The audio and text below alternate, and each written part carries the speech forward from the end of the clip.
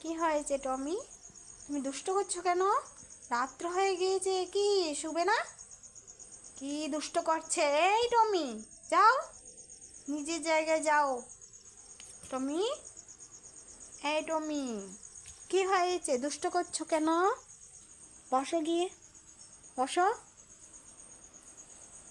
বসো বসো, বসো। এই রাত্র হয়ে গিয়েছে, কি দুষ্ট দুষ্ট আরম্ভ করছে?